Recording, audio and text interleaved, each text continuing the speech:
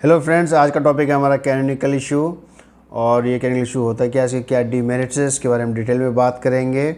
इससे क्या नुकसान है हमारी वेबसाइट को और क्यों इसको हमको रेक्टिफाई करना चाहिए, इसके इशू को क्यों रिजॉल्व करना चाहिए, उसके बारे में मैं बताऊंगा। तो बने रहिए हमारे चैनल उपेंद्र राणा ट्रेडिंग पे। और जिसने भी सब्सक्राइब ना किया उस चैनल को सब्सक्राइब करिए। मैं उपेंद्र राणा, को founder of Upendra Rana trading. चलिए हम बात करते हैं कैनोनिकल इशू की। कैनोनिकल इशू कोई इंटेंशनली अराइज नहीं होता है, ये अनइंटेंशनली क्रिएट हो जाते हैं। ये वो पेज होते हैं जिस पे आपका same content, same image, same video show हो रही होती है। लेट्स सपोज आपका कोई वेबसाइट है, डेवलपर जब वेबसाइट बिल्ड करता है, वो इंडेक्स पेज पे बिल्ड हो रही है आपकी। जब उसको हम अपलोड करते हैं अपने सिस्टम पे, तो होता क्या है कि आपका जो डोमेन है, एक तो आपने जो नाम लिया उस पर दिखेगा, दूसरा कहाँ दिखेगा, जिस पे वो फाइल अपलोड हुई थी। वो फाइल अपलोड हुई थी इंडेक्स फाइल पे। कोई सा भी वर्जन हो सकता है, आप जिस भी लैंग्वेज में बना रहे हो, चाहे PHP हो, चाहे HTML हो। लेट सपोज आपका डोमेन है www.abc.com और इंडेक्स फाइल बनके इसमें अपलोड हो रखी है। तो आपका डोमेन जो है www.abc.com/index.php, अगर PHP यूज किया है, HTML अगर HTML यूज किया है, इस तरीके से ओपन होगा। तो अब ऐसा होने से दिक्कत क्या आ रही है, same content, same image, same video आपको हर पेज पे दिख रहे हैं। तो यहाँ डुप्लीकेसी क्रिएट हो रही है। जो रैंक आप अचीव कर लेते 4 से 6 महीने में, उसको अचीव करने आपको मोर देन 10 to 12 मंथ्स लग रहे हैं। तो आपका टाइम वेस्ट हो रहा है, आपका मनी वेस्ट हो रहा है, ठीक है ना, आपकी एनर्जी वेस्ट हो रही है। इसलिए हमको ये रिजॉल्व करना चाहिए। और इसको करने के 2 तरीके हैं।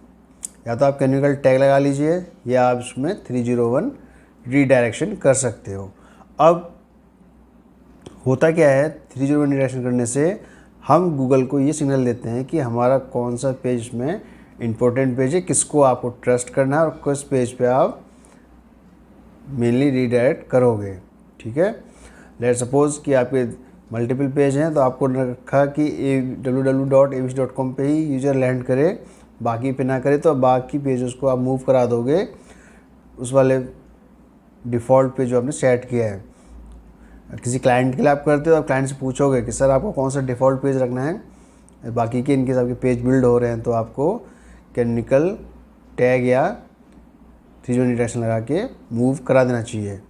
और ये 301 रीडायरेक्शन आपको लगता है आपके होस्टिंग में public.html के अंदर .htaccess फाइल होती है। कौन सी फाइल होती है?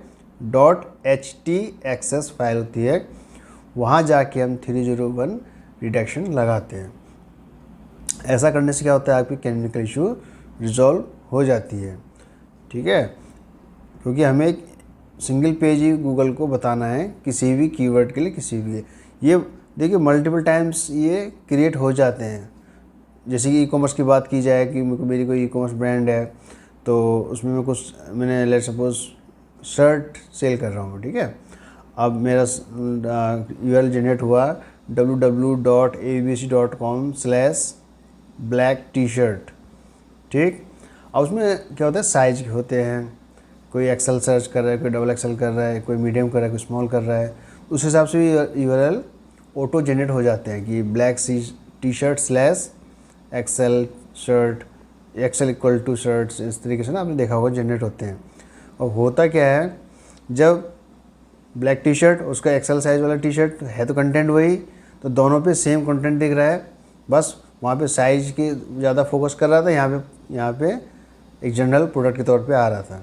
तो ऐसे पेजेस भी हमको कैनोनिकल इशू में काउंट हो जाते हैं और कैनोनिकल टैग लगा के हमको सही करने चाहिए।